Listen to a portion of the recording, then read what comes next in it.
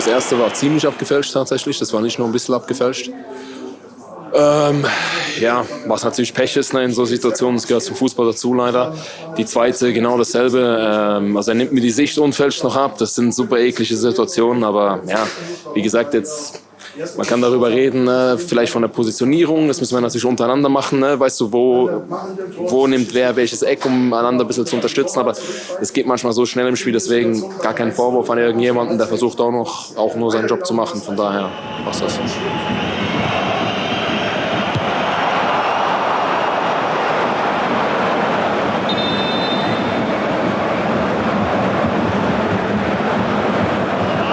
Der Bilder liegt ein klares Handspiel in der Flanke vor. Finale Entscheidung, 11 Meter.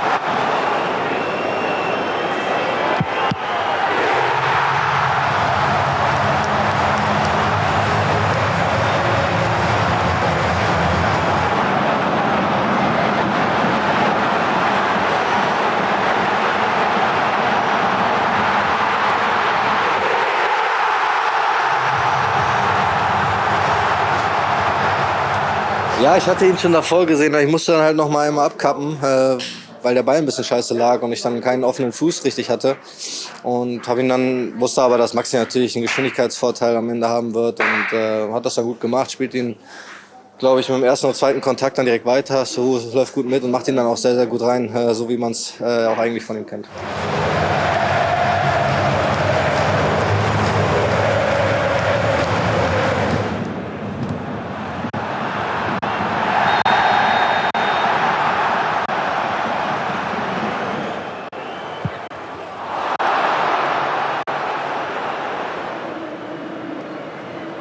Julian, Glückwunsch zum Sieg 3-2. Gefühlt normale Partien werden seltener. Wie hast du dieses Spiel heute erlebt?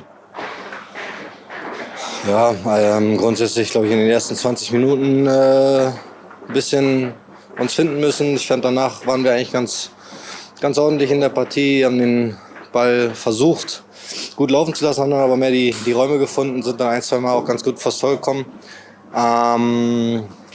Klar, mit dem 1-1 ist natürlich dann eine bittere Geschichte, dass du das hier genau in der letzten Sekunde eigentlich noch fängst. Mit der Verletzung von Filippo, sind dann rausgekommen. Weiß nicht, waren ein bisschen schlafmützig einfach in ein paar Situationen, fangen uns dann direkt das 2-1. Und grundsätzlich die Reaktion war natürlich gut, machen dann drehen relativ schnell das Spiel, schießen 2 Tore. Haben am Ende den Elfmeter noch, um uns sicherlich mehr Ruhe auch zu geben, treffen den dann leider nicht. Und am Ende war es einfach, fand ich, das, was uns in den letzten Wochen eigentlich stark gemacht hat, dass wir dann wirklich hinten auch konstant standen. Da waren dann doch zu viele Lücken und dann wurde es am Ende nochmal spannend. Ihr habt in 2026 in der Bundesliga immer mindestens 3 Tore geschossen. Was ist das Erfolgsrezept, dass es jetzt vorne relativ gut läuft? Ja, also ich glaube schon, dass die Jungs, egal wer da vorne spielt, dass sie in der Lage sind, Tore zu schießen. Ich finde, dass wir in der Breite gut aufgestellt sind. Egal, also ich meine, wenn man heute auch wieder sieht, Maxi, Kani, Fabio sitzen auf der Bank, gegen Inter waren es andere Jungs, die auf der Bank saßen. Also da können wir immer wieder Frische mit reinbringen. Es sind alles unterschiedliche Spieler, also jeder hat seine Qualitäten und das einzige Manko, was ich jetzt noch finde, ich sehe, klar, wir schießen viel Tore, aber wir zumindest im Jahr 2026 kassieren wir auch ein bisschen zu viel. Das müssen wir wieder in den Griff kriegen. Abschließende Frage, dein Teamkollege Greg Kobel heute mit dem 200. Pflichtspiel für den BVB. Was zeichnet ihn aus? Ja, also ich glaube, auf der Linie gibt's kaum jemanden, der finde ich, besser ist. Klar, also das ist schon wirklich europäische Elite und jemand, der lernwillig ist, der nicht, also ich meine, es gibt wahrscheinlich auch den einen oder anderen Torhüter oder Spieler allgemein, der, wenn er schon einen Meilenstein erreicht hat und auch weiß, was er für Qualitäten hat, der sich dann auch darauf ein bisschen ausruht. Jemand, der sich immer weiterentwickeln will, der vorangehen will ein guter Junge. Also ich wünsche ihm nur Gesundheit und dass er da noch 1, 2, 3, 400 Spiele mehr auf den Buckel kriegen wird. Greg, 200. Pflichtspiel für den BVB, Gratulation dazu. 3 Punkte, aber irgendwie ein wildes Spiel. Wie hast du das heute erlebt? Super wildes Spiel. Erstmal muss ich sagen, ich wusste gar nicht, dass heute mein 200. Spiel ist. Ich bin dann rausgegangen. Ich hätte es gerne vorher gewusst, weil ich hätte vielleicht mich einmal noch kurz bei den Fans bedanken wollen. Das war dann hat mich ein bisschen rumpelt in der direkt so vorm Spiel, aber es ist ein sehr schönes Gefühl, wirklich, wo ich super stolz auch drauf bin, dass ich hier 200 Spiele machen darf.